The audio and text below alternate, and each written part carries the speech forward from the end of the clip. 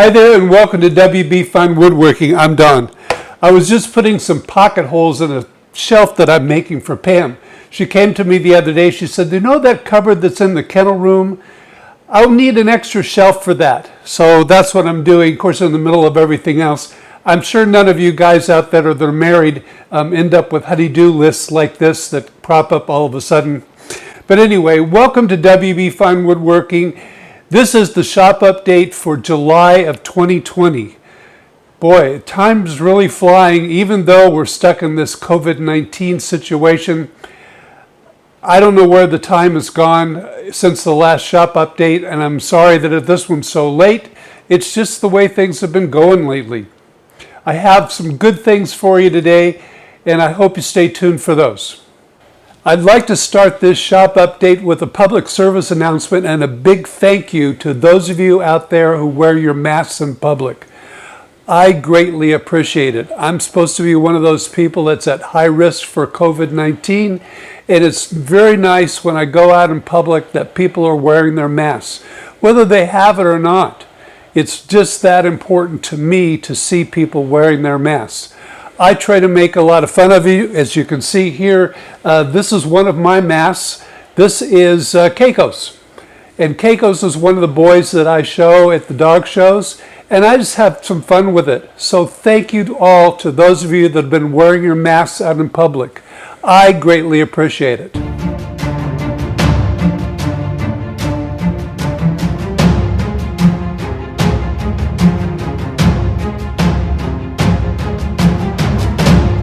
I sincerely hope that all of you stayed safe in this pandemic of coronavirus or COVID-19, whichever one you want to call it. We've been very careful around here. I have run some errands with Pam and have run some errands that I needed to get done. Did go down to Rocklear a couple of times this week to pick up some things that I needed, and did get to the lumber store. Needed some plywood, and also I picked up some walnut that they had. But I haven't really gotten out. The only time we've eaten out at restaurants is we've eaten out on the patio or we've gone through the drive-through. So I hope all of you stay safe. And yes, we have to take this very seriously here. And I hope that you're doing that as well. As part of this shop update, I thought I'd give you an update of what's been going on in the shop, but as well some things have been going on outside the shop that have sort of kept me out of the shop. Just part of life. First thing you've noticed, most likely, is there's a different van behind me. The silver Chrysler that used to be parked here is now being parked out on the driveway, and this is a newer Dodge Caravan. We needed a newer vehicle. We needed one that would haul dogs. We loved the Chrysler. We liked the design of this car. Everything fits nicely in it. I did a ton of research on all kinds of vehicles, SUVs to vans, to station wagon kind of vehicles, and every time we looked at a different vehicle, we came back to this particular body style. I can fit a 4x8 piece of plywood in one of these vans and close the back door, which you can't do in most vehicles these days. And plus the top goes straight back. It doesn't slope at the back, so we have plenty of room in the back to get dogs in and out. So I did a lot of research online. It took a lot of time away from the shop to do the research, but that's what we ended up with. We've had some tragic losses just recently. Sassy, the mother of our last litter, we just suddenly lost her in the middle of the night one night. She got what those of us that have basset hounds and other deep-chested dogs know of as bloat. And I'm not going to get into all the details, but it's a terrible thing that happens, and sometimes it just can't be reversed, and you have to put the dog down. And we had to do that literally in the middle of the night one night, and that was a very tragic thing for us. Even more tragic to that is Mary Lukens, our friend that used to show our dogs, and we co-owned our dogs with this past year. Here's a picture of her.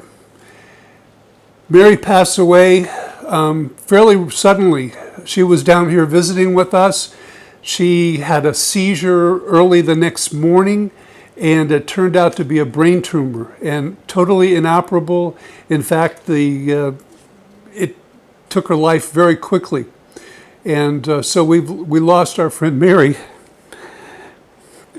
Speaking of dog shows, we haven't had any dog shows because of the COVID-19, so we're kind of stuck at home.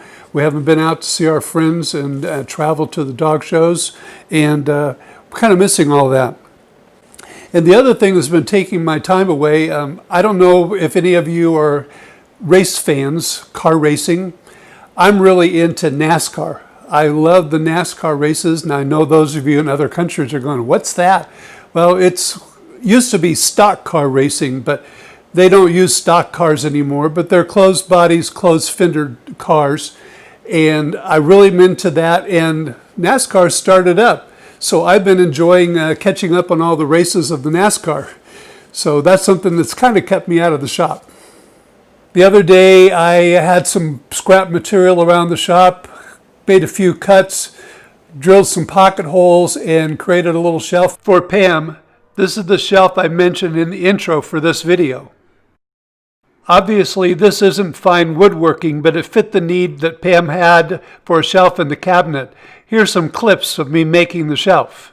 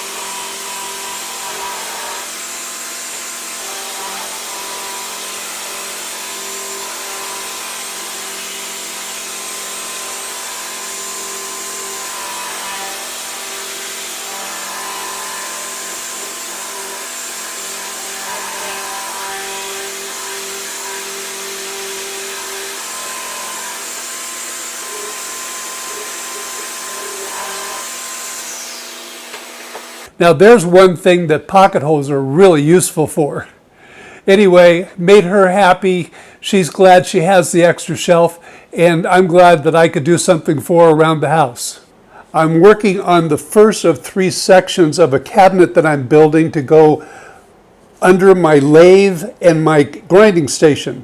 It's going to be a mobile cart type of cabinet system. I'm building it in 3 sections. This is the first section. It's going to have drawers. I can see I have the drawer slides already in.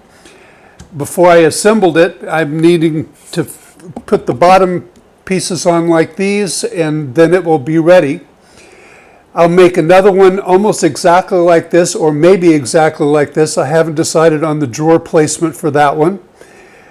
And those will go next to one another. And then on the right-hand end, I'm going to put a cabinet with drawer slides in it and sliding trays that slide in and out.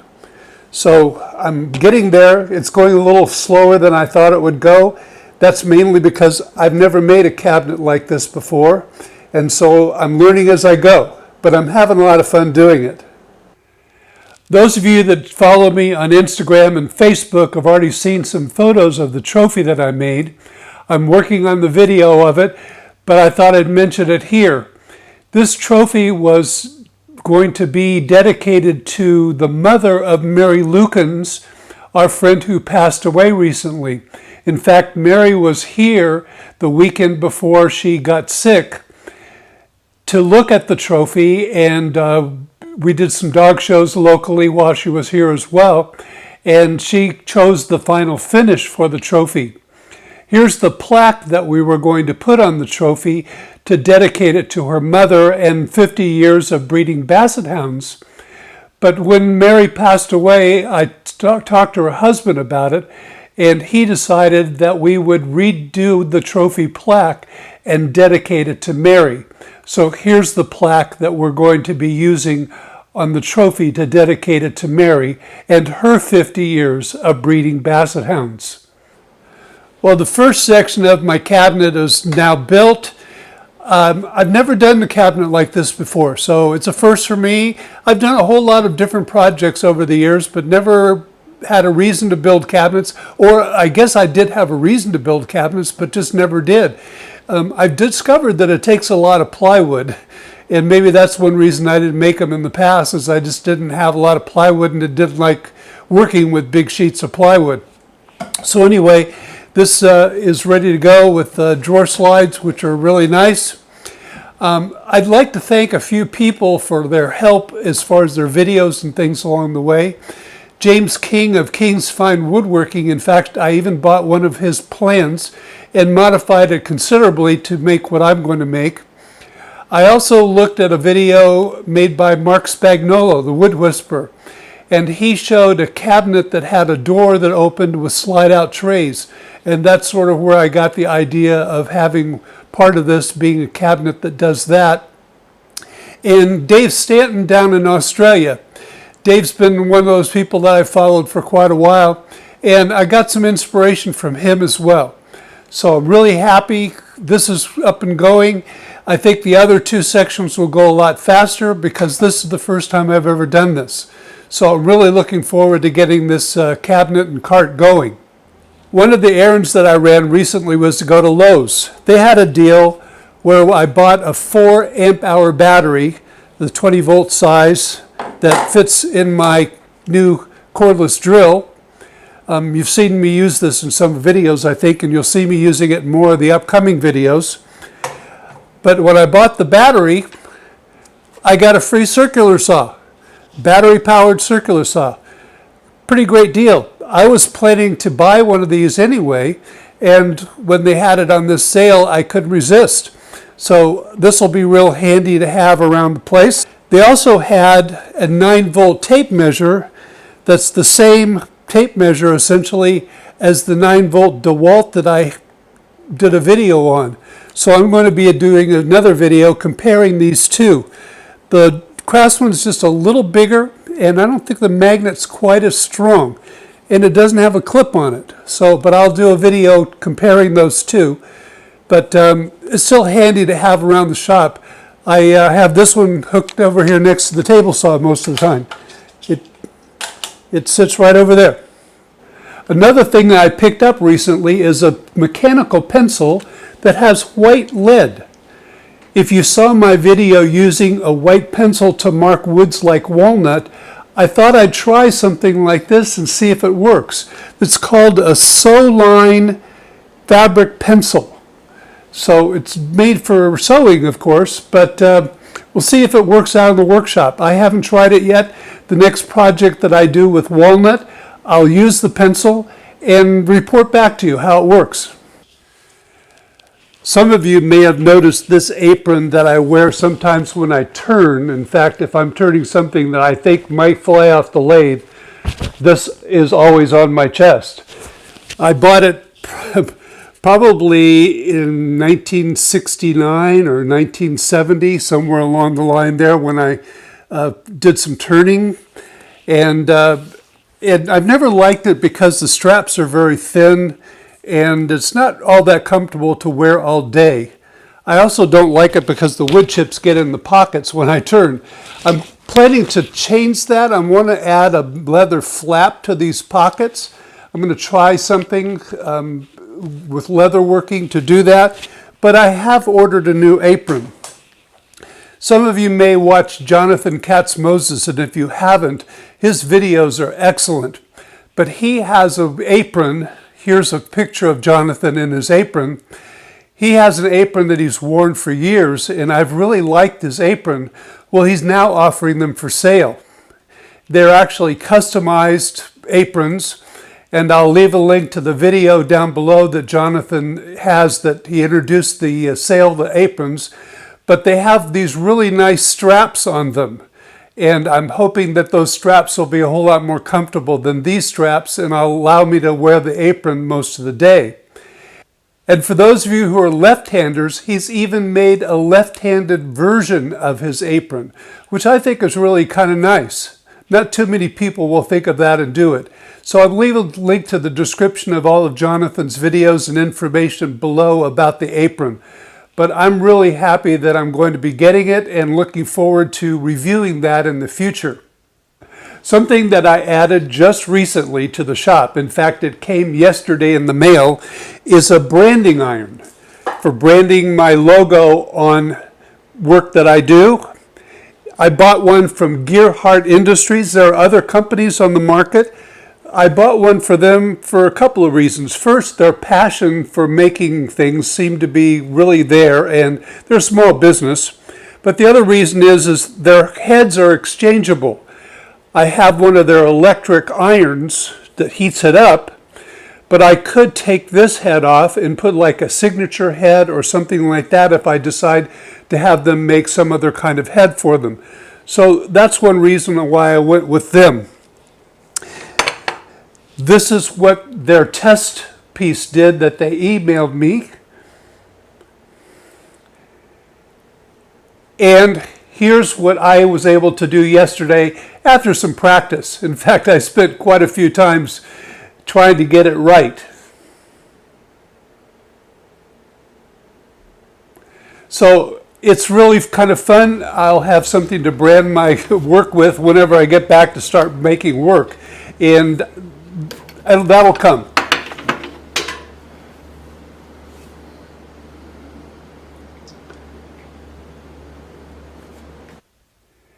If you've ever listened to or watched the podcast Shop Talk Live that Fine Woodworking puts out, you'll know that Ben Strano over at Fine Woodworking is really into shop organization. He used to work at a hardware store and really likes screws and bolts and nuts and all those kinds of things, all the hardware things. But he found a way to organize his that I think is pretty good. I have to admit that's something I haven't done in my shop.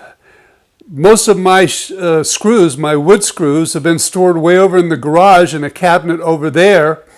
And I don't know why, and every time I want one, I have to go way over there to find it. And I even have some over on a shelf over here that are underneath some things, and I have to search for them. So I'm trying to get all of my screws organized. One of the things that Ben suggested is these outlet storage bins. And I know that Harbor Freight makes them, and there's some others out there. Another yellow one, I can't remember who does that. And those are nice. I just don't like the Harbor Freight ones. I know they're cheaper than these, and these aren't too expensive, but they're by Outlet, a European company, so they're a little hard to find. I'll leave all the information for these in the description below, as well as links to Ben's video. But they're very nice storage bins. I've already gone ahead and put all of my number 8 screws. I think they're number 8s. Yes, number 8 screws. All of my number 8 screws in this box. I think I still have a few over on the shelf that I haven't put in here yet. But I put most of my number 8 screws in here, and it's going to be very helpful. All I'll have to do is label the front number 8, and I'll know what's in here. So I'm going to give those a try, and later on I'll give you a good review of what I think of them. I mentioned in my SawStop review that I had sent my Forest Woodworker blades out to be repaired after they were caught in activation on the SawStop. Both of those came back last week. They're really sharp. I can tell, even though there's a coating over the teeth, I can still feel through the coating that they're very sharp. I'll have to take the coating off and put one of them on the saw and see how well it works. But I really greatly appreciate Forst for their service that they have. Not everybody will repair the saw blades after they've been caught in an activation of a SawStop, but Forst does, and they guarantee that they'll cut. So we'll see how well that works, but I greatly appreciate their service. I thought I'd introduce a new segment on this shop update, and I may include it in future shop updates. I take a lot of video clips here in the shop when I'm working on projects. Many of those clips, however, you don't get to see on the YouTube videos because they get too long. Just like in movies when they do that, of course in movies they just literally take a razor blade or some scissors and cut the film and at one end and cut the film at the next end, and that segment that's not used ends up on the floor. Well, I don't do that, of course, in the computer, but I decided to call this segment From the Cutting Room Floor. So here are some segments from videos that I left out, but I thought you might be interested in them.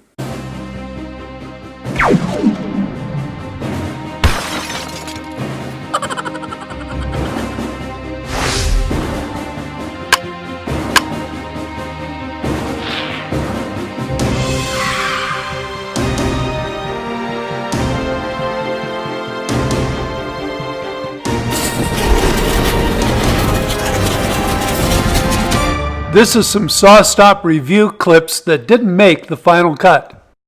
While I'm back here, I want to explain that the cord, or as often called the pigtail, was not included with the saw. Now, some of you today were like, that's very strange. Why in the world wouldn't they even include a cord on a machine? Well, back when the SawStop first came out, most of them were sold for industry. And in industry, depending on the length of the run, the gauge of the cord had to be adjusted. Also, in those days, many of the companies that bought a SawStop hardwired them into their electrical system, so they didn't need a plug on the end of the cord. So they weren't sold with a cord, or is often called a pigtail. When I had the 240 volt added to my shop in my former house, I had my electrician install this pigtail on the back of the SawStop, so it was done properly. It was done by an electrician. I moved the camera down a little bit so that you can see more about what I have going on over here. On the left, you can see my floor plugs that I have for 120 and 240. Now I only have one 240 outlet, and I have two machines back here that are 240. So what I've done is I've come up with this yellow cord that you can see there that actually splits the 240 line coming out into two, and the plugs are twist lock plugs. No, I never have the jointer and the table saw running at the same time, so that's not a problem. I'm sure that some of you are interested in the assembly of my saw. Was it easy? Honestly, I can't tell you because it came to me fully assembled. I bought my SawStop at a place called Eagle Tools in Los Angeles. Jesse, the owner, was a wonderful help. He took me around, showed me the SawStop brake activation, gave me a personal tour of his whole shop, had beautiful machines, and he sold mostly to the industry. But Jesse gave me sort of a break in that he fully assembled the saw, checked all the tolerances, even gave me a specification sheet to show how far off the tolerances were on the table and the rest of the saw. And he had it delivered to my house for $50 extra. I don't know if you can get that kind of service from anyone today, so I can't speak to the assembly of these saws. Now, I have seen videos of people putting together their PCS machines, and I understand from what I've seen that the directions are outstanding, all the parts are color-coded, well marked. So assembly, I understand, is really easy, but I did not have to assemble my saw.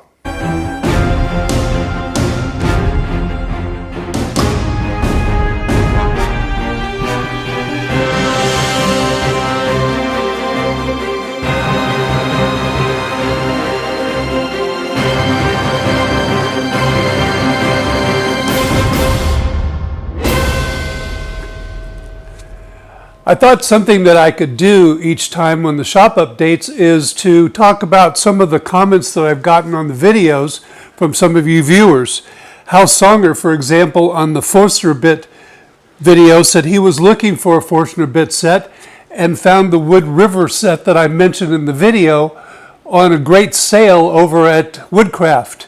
I think that's on the sale till the end of July 2020, so there's not a whole lot left on that sale, but he was really happy to find that. Rob over at Make Things, if you haven't looked at his channel, it's a great channel. He'll be publishing a video on his tips for Forstner Bits. So whenever that gets published, I'll put a link to it in this video, but you can check Rob out over on Make Things. And Grant over at the Grant Alexander gave me a great tip. He said, if I wear out one of these Forstner Bits and decide to replace it, what he's done with his is he ground off the point of the Forstner Bit, and he's able to use it for flat bottom drilling without the little hole in the center. So I think, Grant, that was a great tip, and thanks a lot for giving that. On the Mirka Abranet sanding mesh for the lathe video that I did, I had several comments. Ryan Nemore just started turning, and he doesn't like the way his sandpaper is clogging up, so he thought he'd give it a try. Iris Chippy, who's way over in the Philippines, had seen sanding mesh, but he'd never given it a try, so he thought maybe he'd try that. And Richard Sell had a great question. He said, do these sanding pads can you sand on both sides of them? And the answer is no. The mesh is on one side, and the back is really the loop of a hook and loop like Velcro, because these pads were designed to go on a plastic handle to make them into like sanding pads. There are other types of sanding mesh that are on the market. I mentioned the rolls in the video. And so there are other ways to get it. I just like these because it was cheap for a set, and I wanted to try them out. So that's how these came. I thought I'd add in some information on some upcoming videos. I'm working on several right now on my computer. The first one that I have and is almost ready to go is how I use Google search to answer some questions for the shop. The example that I'm using is vacuum connections, how I hooked up my Festool vacuum to one of my jigs. And I don't know about you, but vacuum and dust collection fittings, they never seem to fit. Each company uses their own size and shape, and it's very difficult to find the right fitting. So this video will help you in that. The next video I have coming out is on the Craig pocket hole jig. Now, I know some of you are going to go pocket holes. Just trust me, it's going to be very informative about pocket holes and the Craig jig. So I think you'll like it. Another video that I've been working on is the one for the build for the trophy. That's probably the best example of fine woodworking I've done in quite a while, except for my turning. And I want to make sure that I have that story told correctly and as well in a video. So I'm working on that one, and it's going to take me a while to get it finished, but that's coming. And yes, I'll do a video on my current project, and that's the lathe grinding station part cabinet system that I'm making. I'm really enjoying that project, and I think it's one that you'll be interested in seeing how I put everything together. Our zoo here in San Diego finally opened, so Pam and I found a cool day and we went and had a great time. It wasn't crowded at all.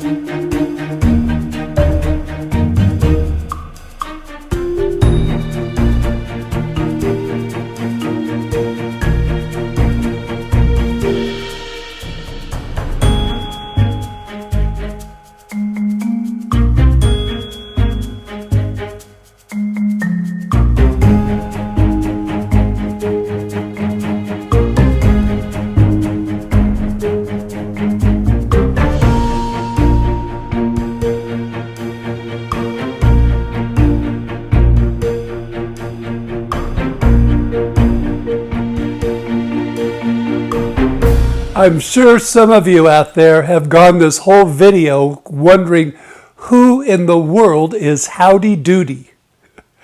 Well, Howdy Doody was a puppet that was in a TV program that started when I was a little boy. In fact, it began in the December of the year I was born. So I'm really dating myself now, but Howdy Doody used to watch him on TV. In fact, our TV was very similar to the one here that I'm showing next to me. So yes, Howdy Doody had these ears that kind of stuck out like that. And when I wear a face mask, my ears sort of stick out. I'd really like to thank those of you who've subscribed to our channel.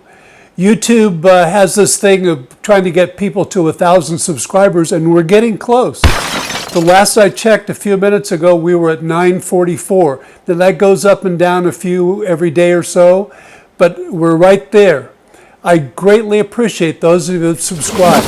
If you haven't subscribed, please consider doing that today and ring that notification bell so that you know when we have videos coming. As I mentioned in this update, I do have some videos that are planned. They're all in the process of being edited. Please remember to give this video a thumbs up down below. That really helps our channel a lot. YouTube uses those to realize that people like a video and they suggest it to people to watch. Another thing you can do is suggest our video to other people. If you like a video that we have, suggest it to someone. Also, if you have any questions or comments that you want to make, please leave those down below. I answer all the comments that we get or answer all the questions that we get. I really like hearing from you. And thank you all very much for watching.